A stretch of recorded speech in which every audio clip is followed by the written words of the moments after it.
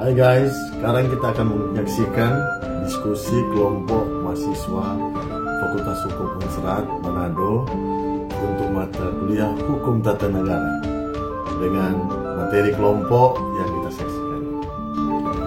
Dan mari kita saksikan bersama.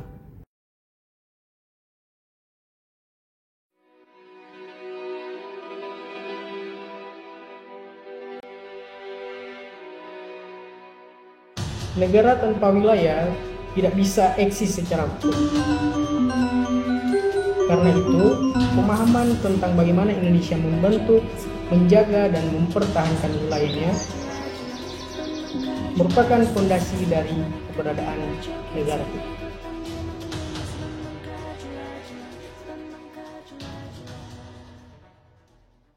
Perkenalkan, nama saya Muhammad Firzika Mukago. Perkenalkan, nama saya Andra Arjuna Ugo.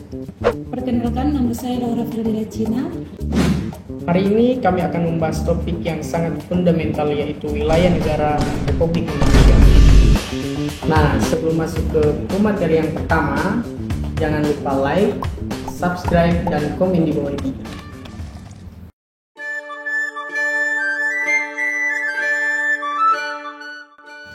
Nah, secara teoritis, banyak ahli menyatakan bahwa negara adalah organisasi masyarakat yang memiliki kekuasaan atas suatu wilayah tertentu.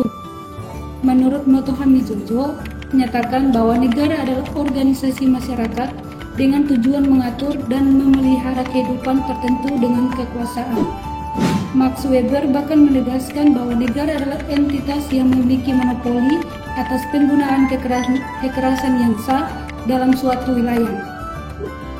Maka, wilayah menjadi unsur mutlak selain rakyat dan pemerintahan. Tanpa wilayah, tidak ada dasar yuridiksi bagi kekuasaan negara.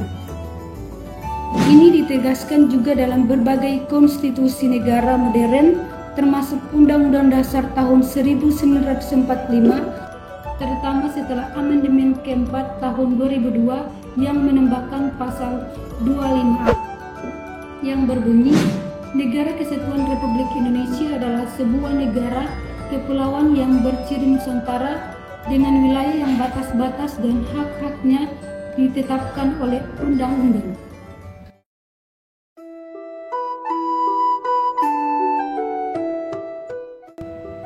Dalam sejarah perumusan Undang-Undang 1945, konsep wilayah Indonesia sempat menjadi bahan perdebatan penting dalam sidang BPUPKI. Yang dimana yang kita tahu ada 4 konsep wilayah yang muncul, dan setelah dilakukan pemungutan suara, mayoritas anggota menyetujui konsep kedua, yaitu Hindia Belanda ditambah Malaka, Borneo Utara, Papua, Timur Portugis, dan pulau-pulau di sekelilingnya. Namun, dalam sidang PPKI tanggal 18 Agustus 1945, konsep yang disetujui kemudian disederhanakan menjadi wilayah bekas Hindia Belanda. Hal ini kemudian dimasukkan ke dalam batang tubuh Undang-Undang Dasar 1945 dan menjadi landasan awal dari pembentukan wilayah negara. Konsep ini terus digunakan dalam Konstitusi RIS 1949, Undang-Undang Dasar Sementara 1950, dan kembali dalam Undang-Undang 1945 setelah Dekret Presiden 5 Juli 1959.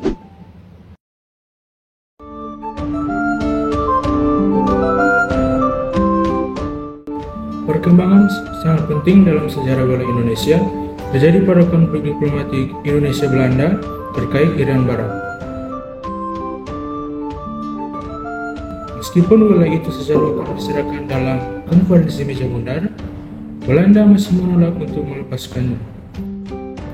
Setelah berbagai tekanan dan perundingan, Indonesia dan Belanda menyepakati Perjanjian New York 15 Agustus 1962 yang dimediasi oleh Amerika Serikat melalui duta PBB U-Tan. Isi kesepakatan antara lain, mulai 1 Oktober 1962, Belanda harus menarik diri, pemerintahan sementara diserahkan kepada UNTEA atau United Nations Temporary Executive Authority. 1 Mei 1963, kedaulatan diserahkan kepada Indonesia. Ini adalah contoh diplomasi internasional yang berhasil membawa suatu wilayah secara sah kembali ke pangkuan Indonesia. Toen Irian Barat nog niet aan ons werd teruggegeven, ja, toen was dat Irian Barat probleem de handicap, de barrière, de kloof tussen Nederland en Indonesië. Maar toen al hebben we gezegd, toen het conflict Irian Barat aan de gang was, toen al hebben we gezegd, als dit Irian probleem weggenomen is, dat wil zeggen als Irian al terug is in onze schuld, dan zal ik de eerste zijn die het Nederlandse volk de hand van vriendschap toesteekt. En nu Irian al inderdaad terug is in de schuld van de Indonesische Republiek.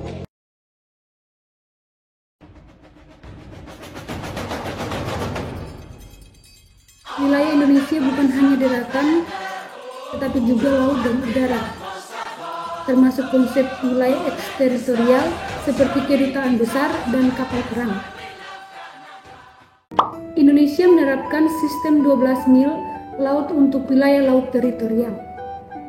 Kita juga memiliki zona ekonomi eksklusif sejauh 200 mil laut sebagaimana diatur dalam Undang-Undang Nomor 5 Tahun 1985 dan merujuk pada Konvensi Hukum Laut Internasional atau UNCLOS pada tahun 1982. Penegasan ini penting karena banyak konflik perbatasan maritim termasuk dengan Malaysia, Vietnam, dan Tiongkok di Laut Natuna Utara.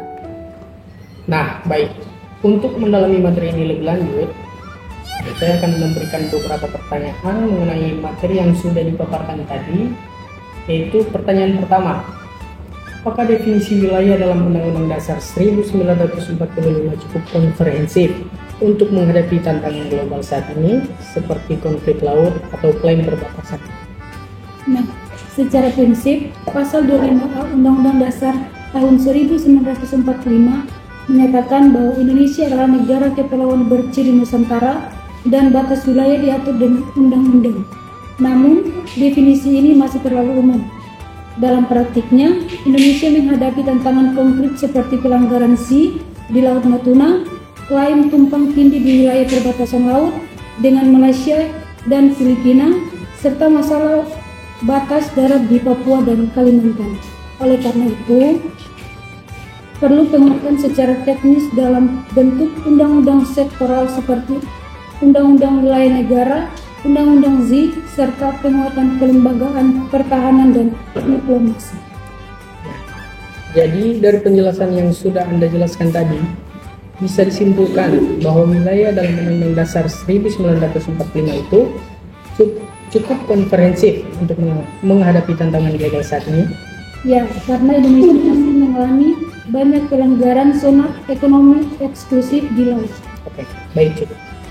Kita lanjut ke pertanyaan yang kedua, yaitu bagaimana mekanisme hukum yang berlaku ketika suatu wilayah ingin memisahkan diri dari NKRI seperti kasus di Timur Timur.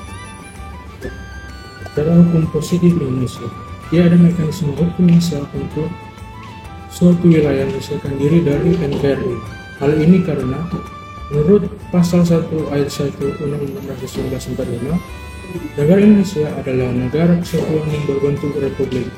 Artinya, NKRI tidak mengenal konsep pemecahan wilayah secara legal dari dalam sistem hukum.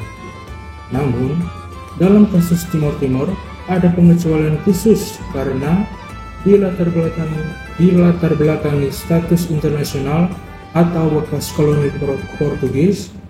Proses lepasnya melalui intervensi PBB, kesepakatan bilateral, dan referendum internasional, dan bukan hasil proses hukum nasional, melainkan keputusan politik dan diplomasi internasional yang dihormati secara hukum oleh Indonesia. Berarti tidak ada mekanisme hukum yang mengatur perpisahan suatu wilayah dari NKRI. Benar, Indonesia tidak memiliki hukum yang sah untuk itu. Oke. Nah, baik, kesimpulan dari keseluruhan materi yang telah dipaparkan tadi, itu wilayah adalah identitas dan sumber kedaulatan. Tanpa wilayah, negara tidak punya tempat berdiri secara fisik maupun hukum. Sejarah Indonesia menunjukkan bahwa pengaturan wilayah bukan hanya hasil warisan kolonial, tetapi juga hasil perjuangan diplomasi, integrasi, dan bahkan konflik. Semoga apa yang telah kami paparkan hari ini memberikan pemahaman yang lebih komprehensif tentang pentingnya wilayah dalam kerangka hukum tata negara serta tantangan dan upaya yang perlu terus dilakukan untuk menjaga keutuhan wilayah NKRI. Jangan lupa like, subscribe, Komen di bawah ya. Hidup mahasiswa.